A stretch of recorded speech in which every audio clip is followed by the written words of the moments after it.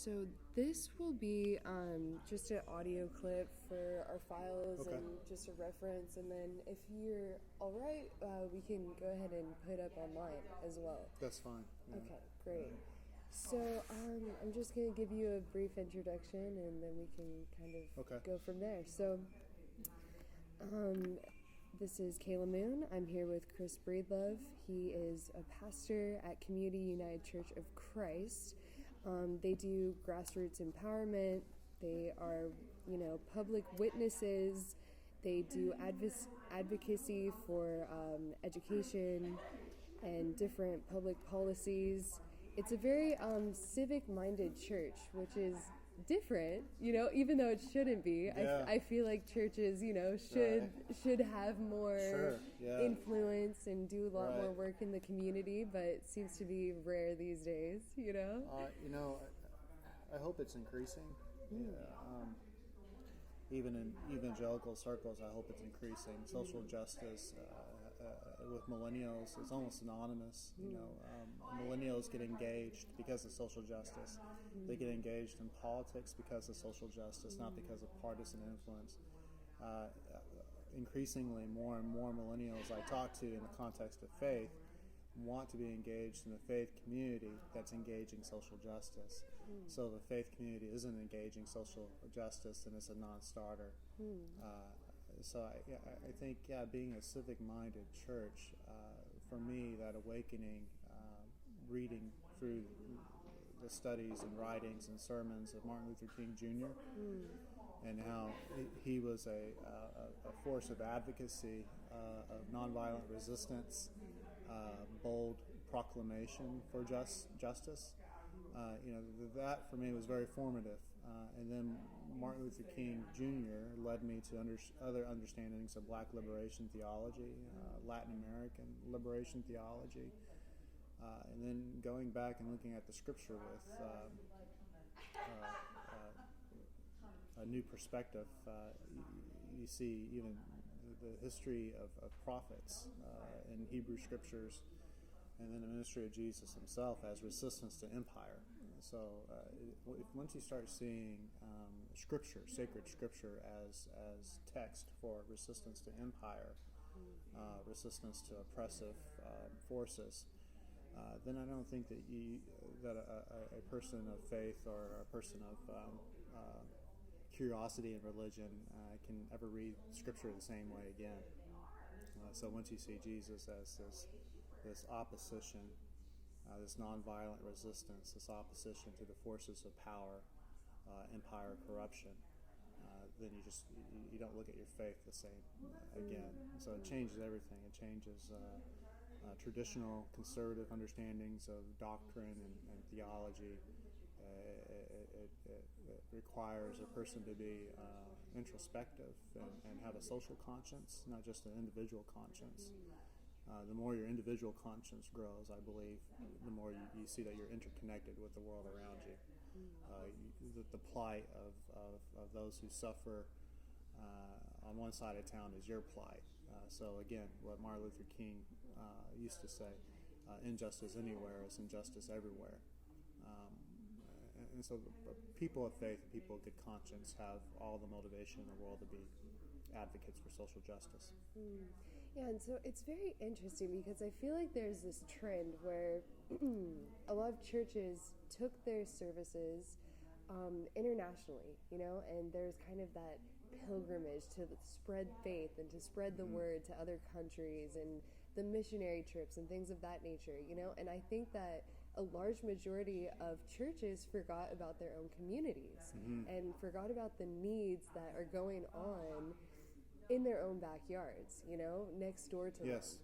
And so what you're talking about is community-minded faith and really looking into the issues of your own community and knowing that the suffrage of people is your own suffrage, and to take that on and really be a part of that. So what is your church working on right now? Is there any current issues that you and your collective church are really focusing in on? Currently we have a lot of energy for interfaith collaboration. So we do a lot of activities with the interfaith community here in Fresno, and Fresno is ripe with interfaith possibilities. There's roughly, depending on how you count religions, there's about 40 different religions in Fresno. Again, people can count in different ways and come up with a bigger number or a smaller number, but roughly around 40 different religions. That correlates with a plurality, diversity, and culture. And so increasingly it's important for people in Fresno to have an interfaith sensibility, a dynamic cultural sensibility. And all those forces are coming to a head right now. There was a poll conducted by Washington Post some months ago about Fresans and their support for presidential candidates, and that Washington Post polls found that 60% of Fresnans support Donald Trump. With Donald Trump comes a lot of xenophobia and bigotry and cloaked racism, and that's troubling. So if you know that 60% of Fresans, not just 60% of registered Republicans, 60% of Fresans advocate and support a person like Donald Trump, whose policies are xenophobic and dog-whistling racism, I think that's a poor and troubling reflection on current trends in Fresno. Not that they can't be reversed, not that they can't be transformed, but to transform something, you first have to admit the systemic problem of the issue. And Fresno struggles with xenophobia and the status quo power. Fresno struggles with diversity and inclusivity from the ranks of the mayoral administration to the Department of the Police. Absolutely. And what do you think that our mayor, as well as the police department, are doing to kind of address these issues or address these concerns? Or do you think that they are in support of the Trump, mindset, the Trump ideologies, I mean, where do you think that our representatives stand on these issues? I've been trying to tweet at the mayor recently about Donald Trump. A couple of days ago, there's this big story. Why doesn't Donald Trump disavow David Duke? Duke supporters and white supremacy support of his campaign. And so that story's been going. But a couple of days just before that story broke and started a trend, I tweeted at the mayor if she disavowed Donald Trump and Donald Trump's xenophobia and Donald Trump's racism. And at different times she's responded to different tweets I've had, but she's not touching this. So the highest ranking GOP partisan elected person in Fresno, the mayor, Ashley Swearigan, I have to take that her silence and her indifference to that is support for Donald Trump. That the fact that she won't disavow Donald Trump is very troubling given the diversity of demographics in Fresno. So Fresno needs leadership, regardless of what their partisan affiliation is, that understand the cultural dynamics of Fresno, that understand a lot of the suffering and poverty and systemic societal problems are concentrated in communities of color. So in my opinion, what we have with the mayor in particular is a photo op politician. She's a career politician with great ambition. I think all politicians have a level of sincerity. I would rank her sincerity low, just from my perspective. Not to say that she's a bad mom or a bad human being, but from my perspective, during her tenure, Fresno's rate of poverty has increased by the census count. So 2013 census, there's 28.9% poverty for all persons in Fresno. And that's increased under her tenure, under her mayoral administration. And for me, that's a benchmark that can be used as a matrix to measure success or impact or effectiveness. And by that measure alone, if you have poverty increasing every year of her administration, then there's a failure there. There's a failure of a neglect of policies that could change that. There's a failure of leadership that could address that. And so I believe that Fresno elected leadership, appointed leadership, has failed greatly for the quality life marks and the well-being marks of life, all those matrix points that you can measure, we have failed leadership. Yeah, it's interesting. Ashley Swearingen, she actually created an event addressing poverty, and at this event there was a free wine bar. Yeah. And yes. you know, and it was very elegant and you know, extravagant. I went to that, and I was we weren't supposed to tweet or take photographs while we were there, but I was just outraged by that. Community Access Media Center, CMAC, the local broadcasting station actually covered that, and so thank you for them to, you know, be documenting that and to be able to get some cameras in there. Yeah. But she came up with a 20-year plan, you know, and these families, they do not have 20 years. Well, that's convenient in her last couple of years, last year and a half at that time, as a lame dunk mayoral to make a 20-year prophecy. You know, it seems disingenuous and it's just political rhetoric. It's saying the things that she thinks people want to hear with no ability to carry it out. Absolutely. And she's also specifically targeted different groups, you know, with the homeless encampments in 2013, and you were a big activist, a big voice for that, and I want to go into that a little bit, but she's also targeted the Fulton Mall. Yes. And the Fulton Mall is a resource for different groups of people, and specifically for those neighborhoods, specifically locally owned, you know, and she has absolutely targeted them, deemed that area unsafe and unmanageable, when you can go and see that the Fulton Mall sign hasn't been revamped since the creation of it. And then you go further north in Fresno and you can see that River Park, that mall, is completely well managed, completely well lit, completely given all of the resources that it's needed, you know, to serve that part of the community. And then we can also see, you know, just an extreme lack of funding with the redlining maps that still exist. And then you go into and look at those neighborhoods and they are still underdeveloped, under-resourced, and targeted for, you know, later development when the city seems its potential is ripe, you know. And so let's go ahead and talk a little bit about the 2013 homeless encampments. Did you ever get a response, and what came out of that? Because I mean, the homeless problem hasn't gone away, you know, and we actually have increasing amounts of people that are homeless and on our streets, who don't have resources. And thank you very much to the Poverello House for doing all that it can. But, you know, what's coming out of that? What happened after the 2013 protests that you guys had? Yeah, I'll speak to that in a second. I want to touch on something you were talking about, Fulton Mall, and again, those things that you raised are evidence of systemic failure. So systemic failure and lack of policies, policies that are still in work, in effect, from the 1950s and 1960s, very racist, overt racist times.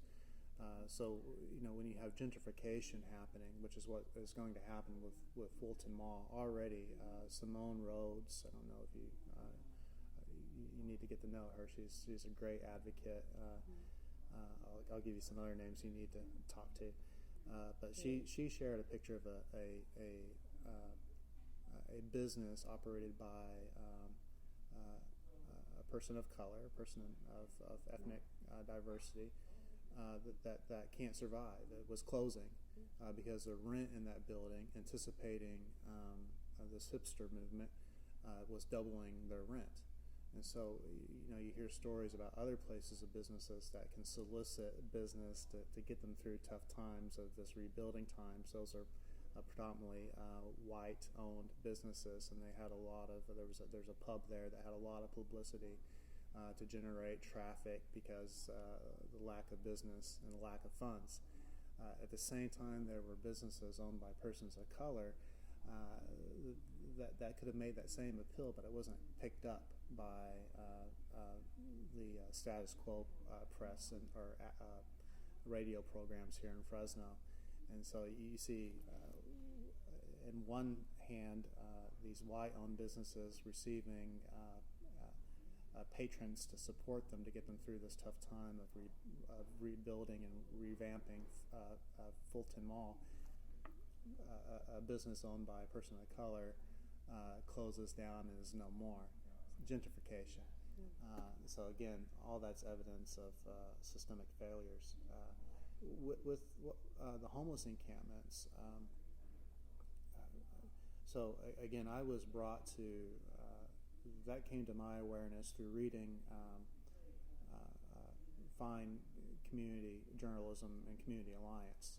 Mike Rhodes, who wrote several articles about homelessness over the years, has a book out about homelessness now and all of his experiences with coming alongside of homeless community members and advocating for them.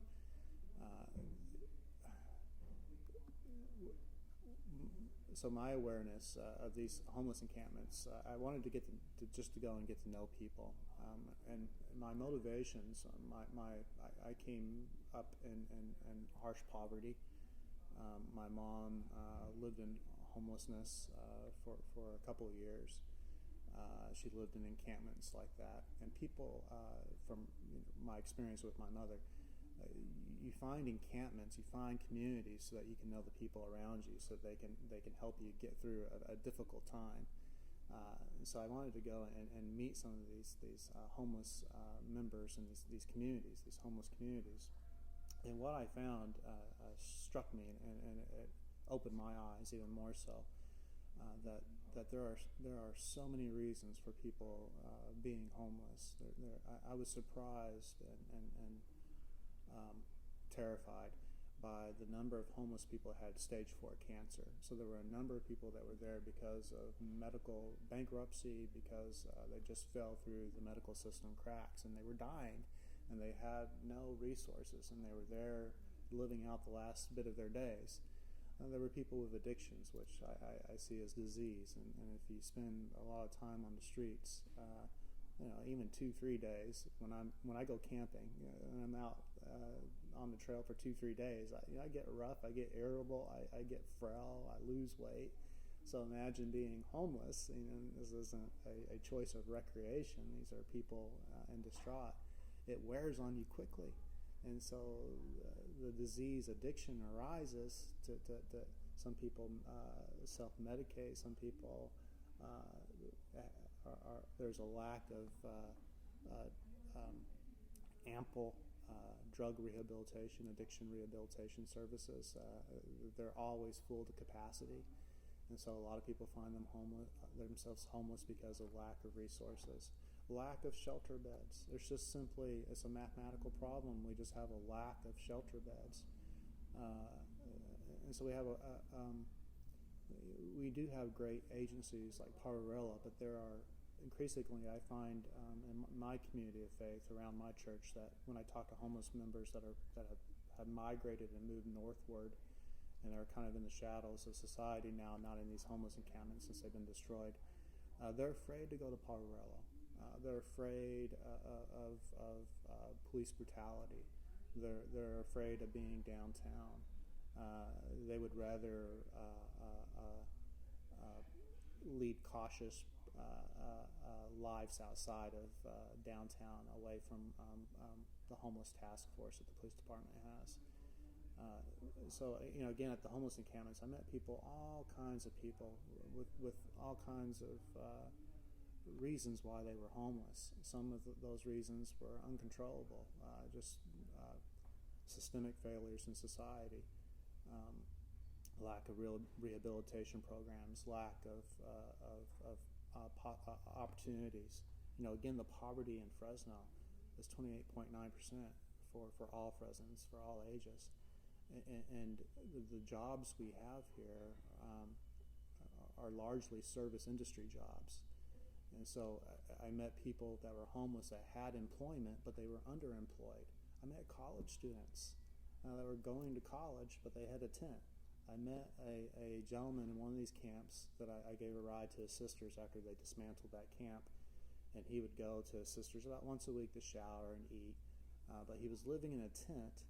He was working, but he lived in a tent so that he could save all the money that he made working to support. He had a son at Fresno State, A student son at Fresno State, and then he had an A student son in the school system of the high school system of Fresno.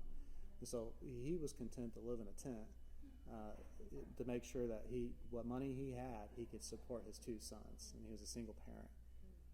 And so you find all kinds of people in homeless communities, mental illness that's undertreated or not treated, or not diagnosed, or there just aren't enough resources.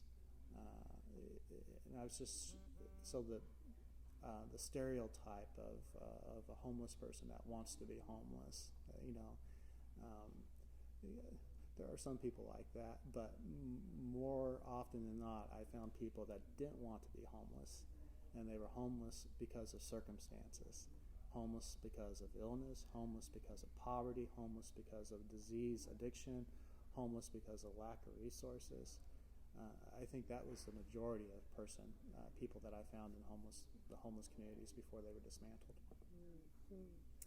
And so what happened with the relation between Fresno PD and what was going on? And, how were you targeted out specifically?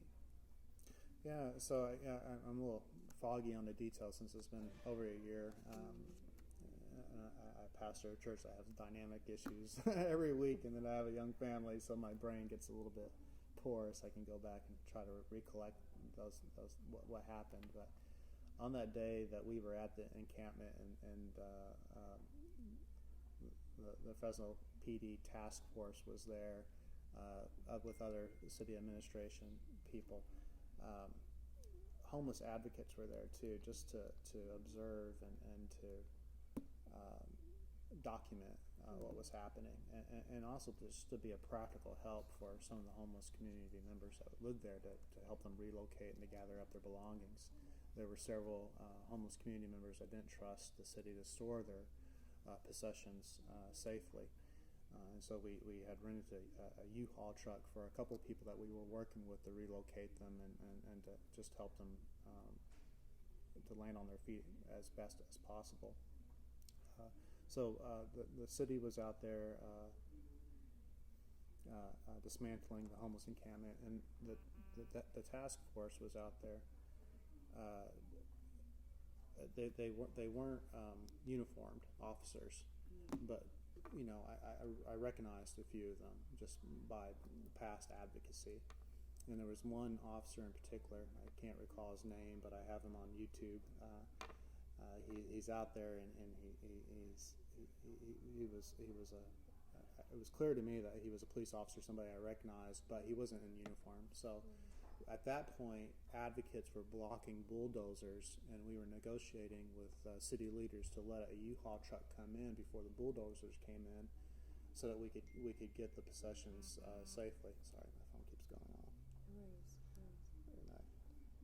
evidently, I'm not bright enough to turn it off.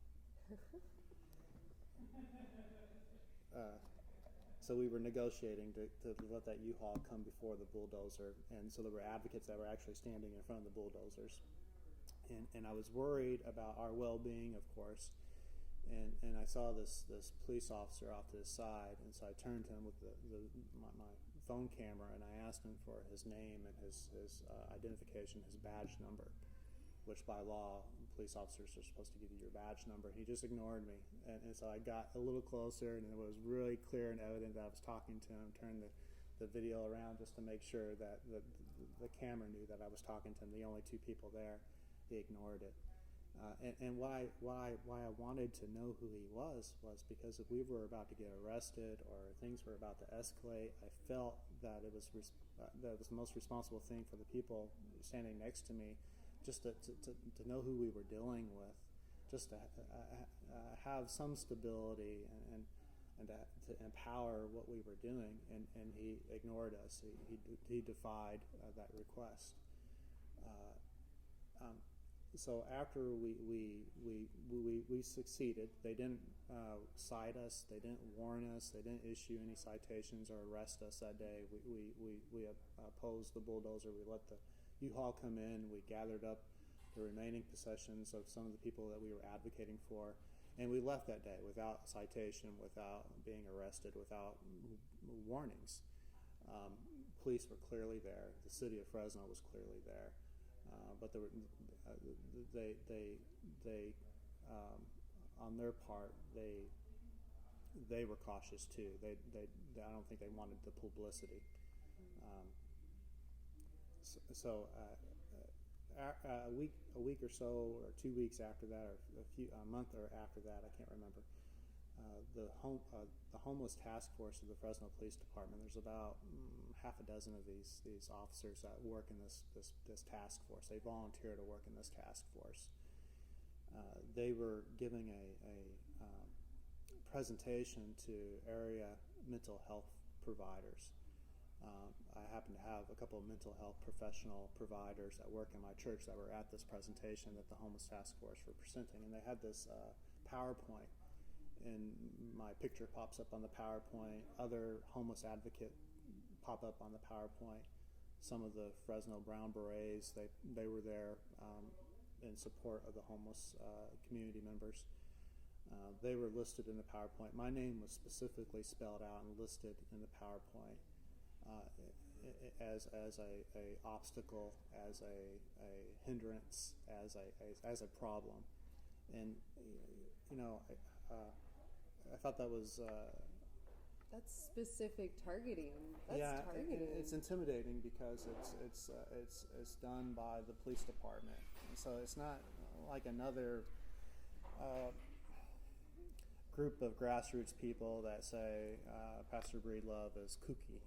It wasn't like that. No, it was from a power structure, empowered by law, empowered by policies, empowered by political status quo power. And so that kind of intimidation is how it registered in my being. It borders on defamation.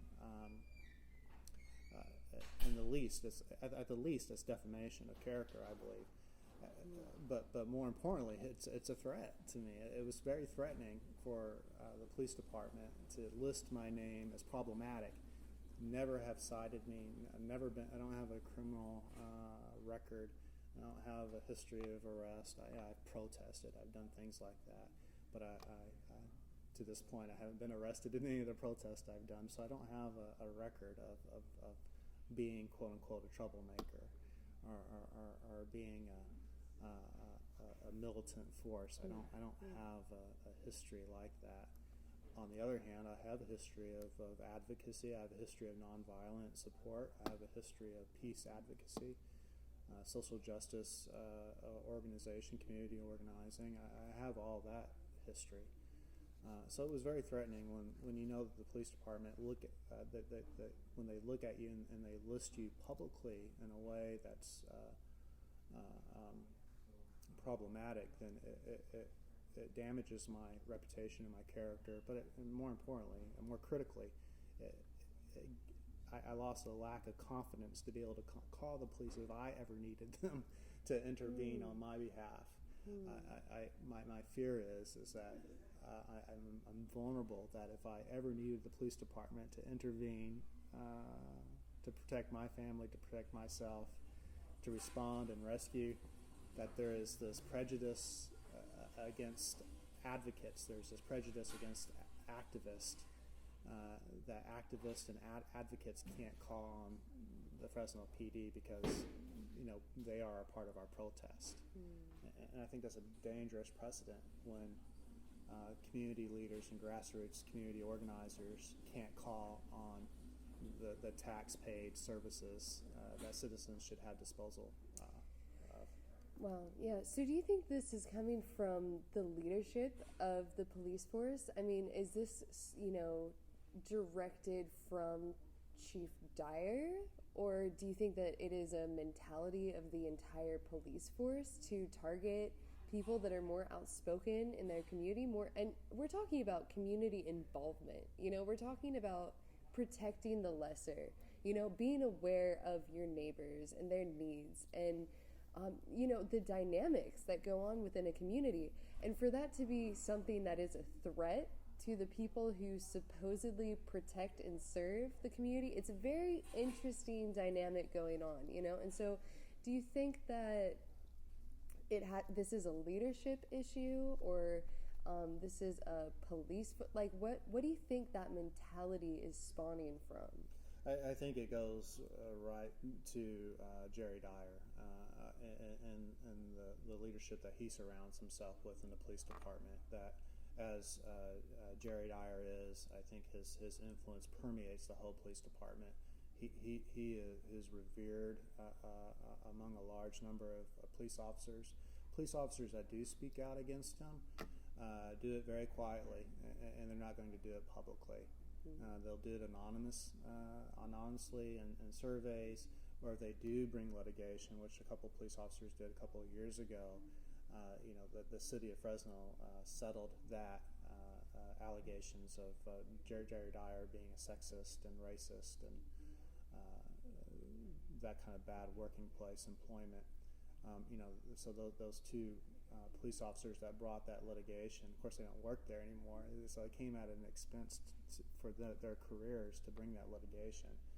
They received an undisclosed settlement, but that's only because they weren't going to be able to work any longer as police officers.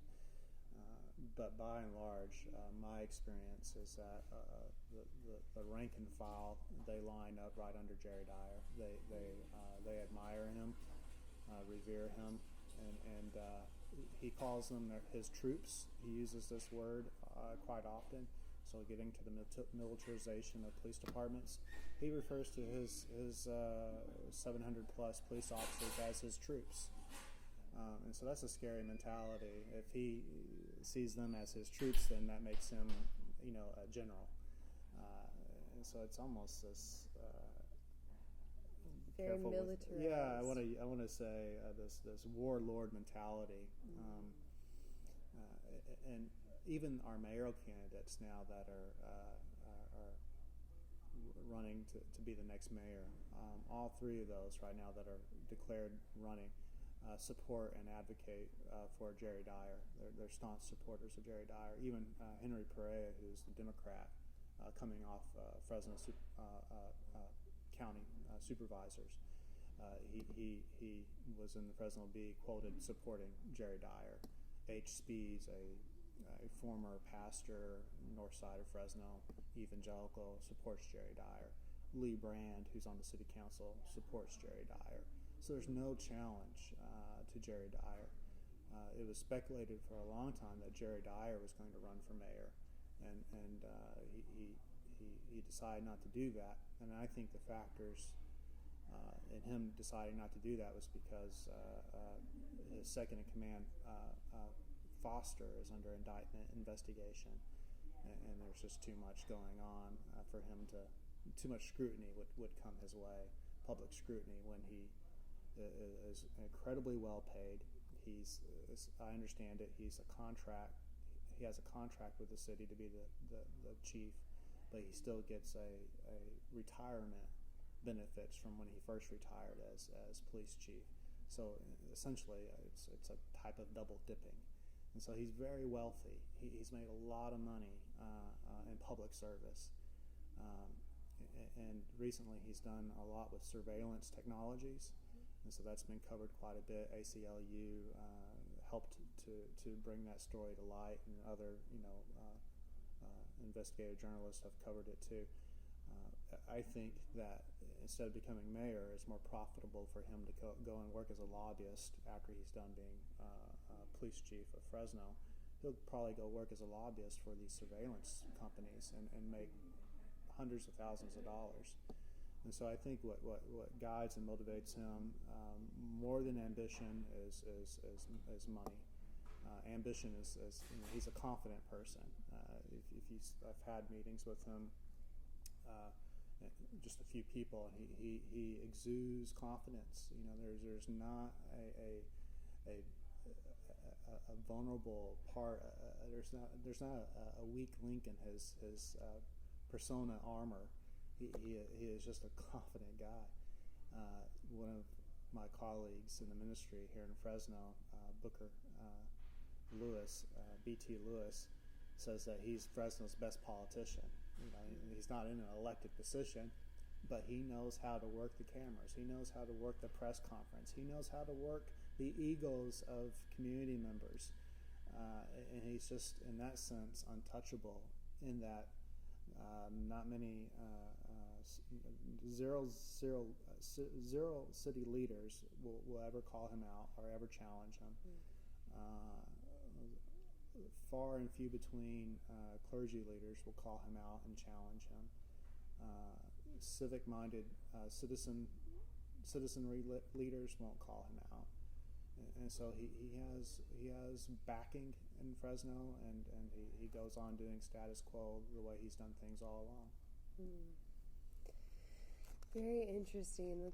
That's some really good insight, and I feel like you've described his character very holistically. I mean, if you see photos of this guy, it is just, it's intimidating. He's an intimidating looking man, and so it makes sense that people, are fearful and do not speak out when it comes to his character or his, ambition, or the fact that he calls his police force his troops, and just all of these things. It's very interesting. And you covered a little bit about the technology, the Beware program, which has recently been retitled, but it's still in progress. It's still being tested out. And I mean, this is, it's been leaked, or it's been proven that they are categorizing local activists in the same boat as violent criminals. Right. And when we talk about criminals, I mean, it's people reacting to oppressive forces. Yes. And so I want to be careful when I use the word criminal, Yeah. But I mean, they're in the same category. Yes. And so, and with the factors of the people running for presidency, it seems that if you are community minded, if you are an activist, the political structures and forces are really turning against people who are standing up, and that is a really huge issue, because they're simple things. We want to take care of the homeless. We want, the voices that have been overshadowed to have a platform to speak. We want to highlight these issues that are going on. So it seems like, we are up against some very interesting factors, some interesting dynamics. It seems that our leadership has become inept when, we're talking about these community issues. And so do you have any hope for us? Do you have any insights for the future, or, things that we can do on a small scale that bring out the humanity within our communities? Well, we have to coalesce. Fresno has a lot of activist-minded groups, but I think that we to this point, we haven't successfully coalesced our voices. And it's dangerous for any one of us to stand up by ourselves and to speak to these things. Now, people are going to do that, and I'm glad for people that are bold and that stand out when nobody else will stand up with them. I call them John the Baptist kind of people that call out the powers that be at great cost and consequence. But for especially young people getting involved in grassroots, and if there's any hope for Fresno, if there's any hope for, Fresno is indicative of, is the poster example of all the struggles that this nation is experiencing. Gross, exaggerated inequality. Fresno is a poster example of that. Blight in our neighborhoods. Fresno is a poster example of that. Air quality, water issues. Fresno is right up there. Militarization of police. Fresno is right up there. And so, as goes Fresno, so goes the country. And I think if you can change Fresno, you can change the valley. You can change California. Change California, you can change the nation. So the hope in my mind is that we have to coalesce our voices, our activist voices, in smart political ways. So I admire people that get out, demonstrate, and protest, and carry signs, and block streets, and do all those things. They disrupt the status quo. They bring awareness. We have to couple that awareness with political action. If we're just doing political awareness, if we're just out blocking streets, but we have no political remedy, no political solution, and I'm not advocating any partisan party, but you have to have political remedies. You have to have a political remedy and solutions and alternatives for the complexity of homelessness in Fresno. If you have charitable, well-intentioned people doing good things in the homeless community, that's great. But until you have government action, until you have elected leaders invested in actual solutions to undo some of these systemic injustices, these problems are always going to be with us. So the hope for Fresno, the hope for this country is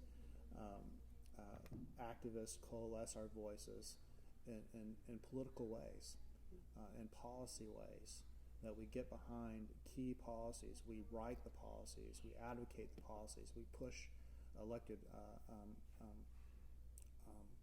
members to support and bring these policies to fruition. So, that's the pathway to hope. And then the young people driving that.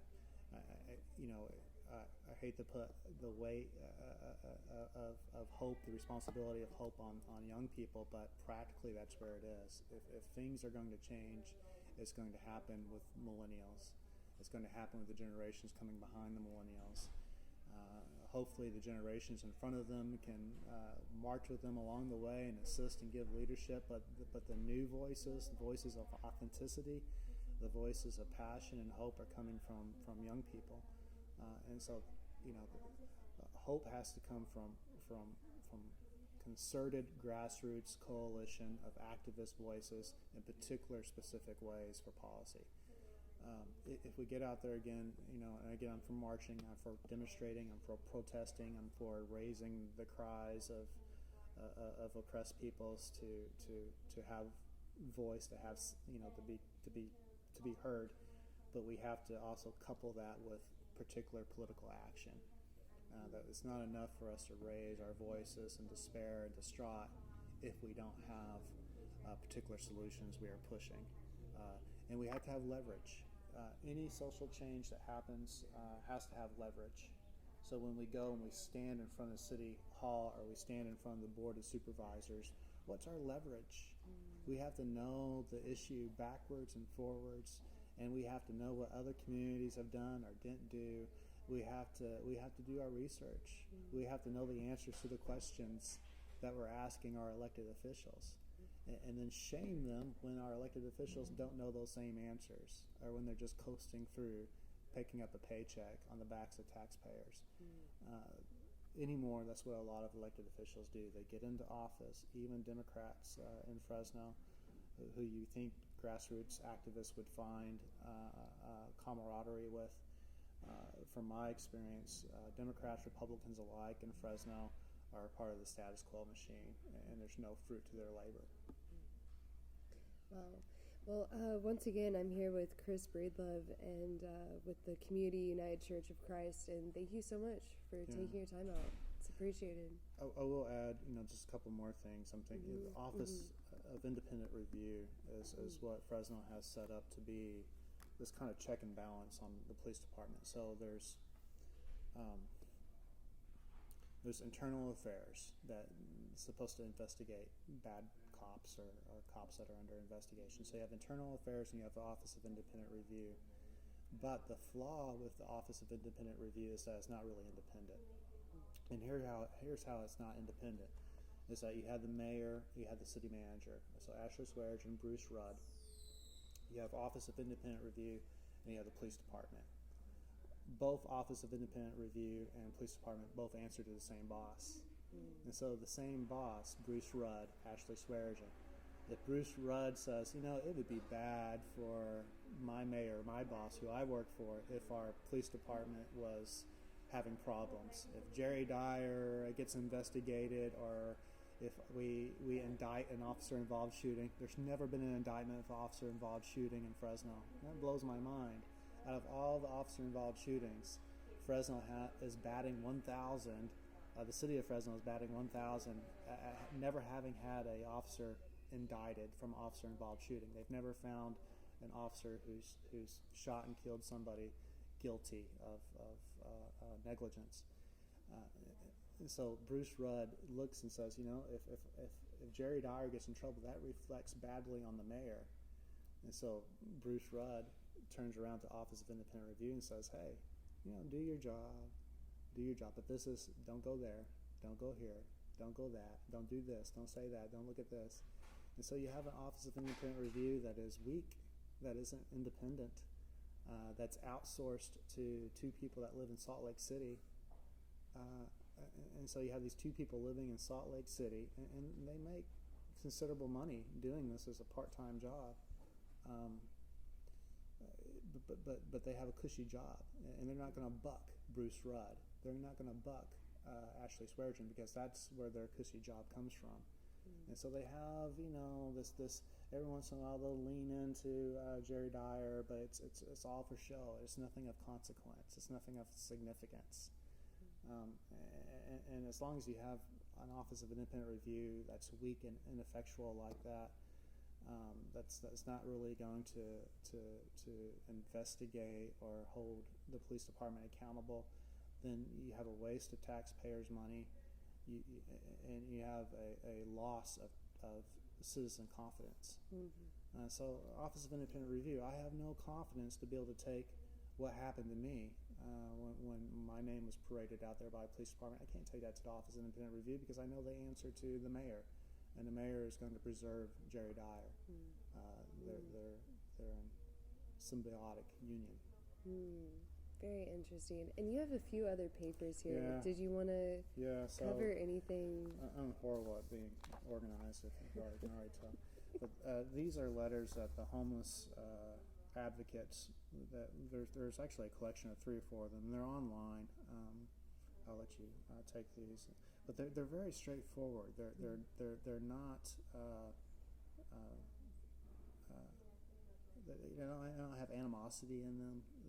They're very practical, and they're about pursuing legal encampments that would be authorized by the city, some support from the city, so that we have these legal encampments where homeless people can go and feel safe at.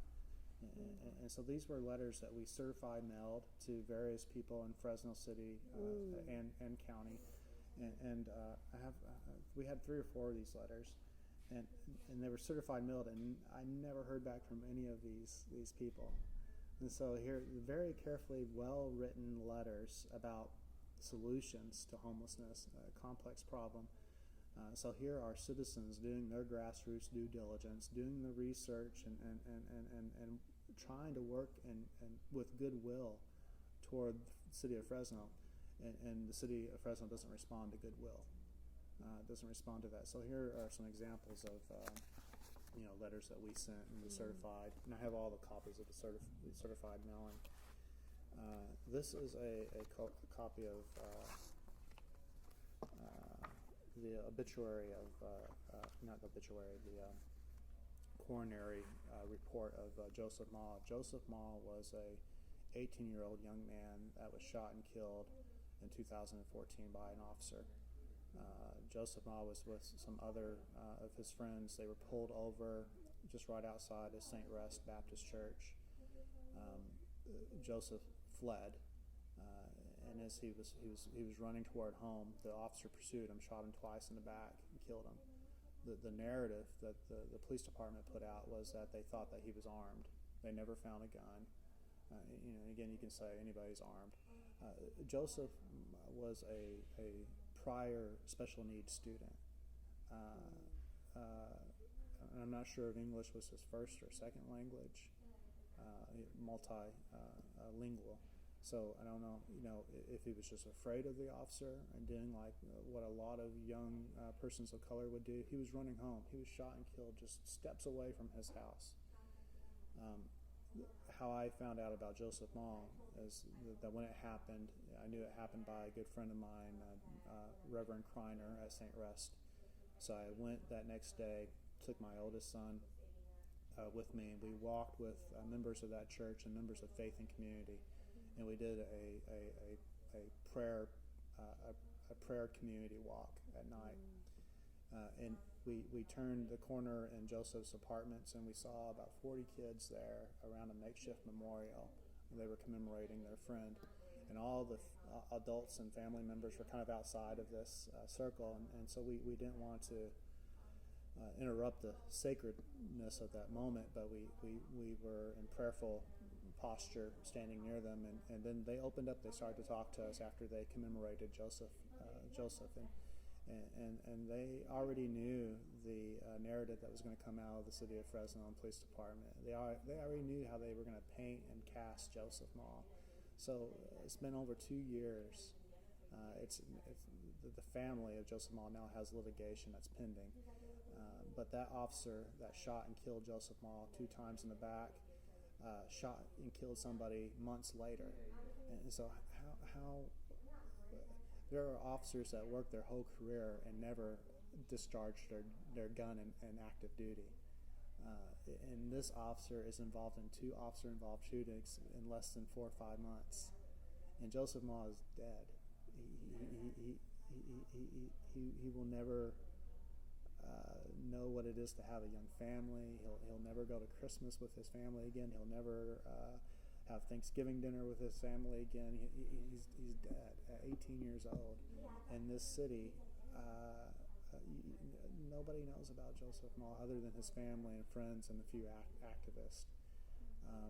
So what happened in Ferguson was an injustice, a horrible tragedy. Fresno is Ferguson. We have kids of color, persons of color that are shot and killed in officer-involved shootings, and there's never been an indictment. And that's indicative of the Fresno Police Department at large. There's never been an indictment of officer-involved shooting. There is a history of investigations and indictments in Fresno Police Department just in recent years. There are allegations of the city settled on behalf of Dyer about Dyer's sexism and racism in the workplace. And so there's all this smoke around Dyer, but there's no responsibility, there's no culpability, there's no recourse for citizens. And it's overlooked by elected officials, and it's a tragedy.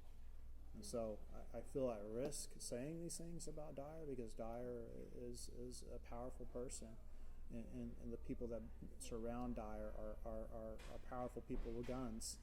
And so I feel that there is a risk, but at this point, because of kids like Joseph Mall, and because of countless thousands of others, if activists like us, if we don't speak up, then we don't do justice to the memory of Joseph and many other people.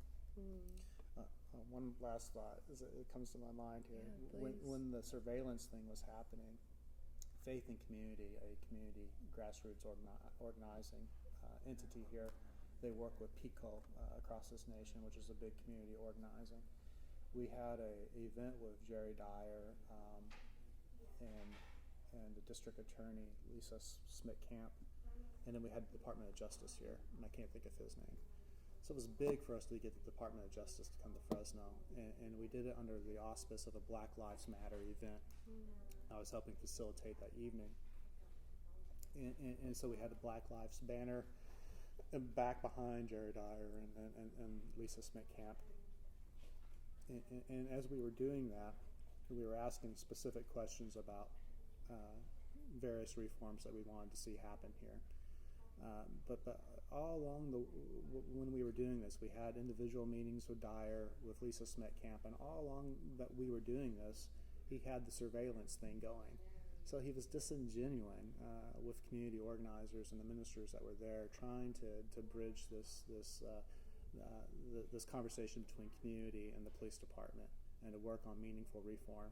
And you can't work on meaningful reform, you can't have genuine conversation, mutual dialogue, if at the same time one of the parties is surveilling you. And that's what was happening. So Jerry Dyer will say that the beware and the surveillance, they have these technological capabilities, but they're not going to utilize those capabilities. They're going to utilize other capabilities of this surveillance process. But the fact that these surveillance programs have those capabilities means that they can use them at any time. And from Jerry Dyer's track record, I just don't believe him. I just don't believe him. Again, do I have a smoking gun and evidence that would lead to his indictment? I don't have that. But what I have is his track record. What I have is the reality of Fresno that we live in. What I have is what happened to Joseph Ma. And all those things are weighty in my heart of hearts.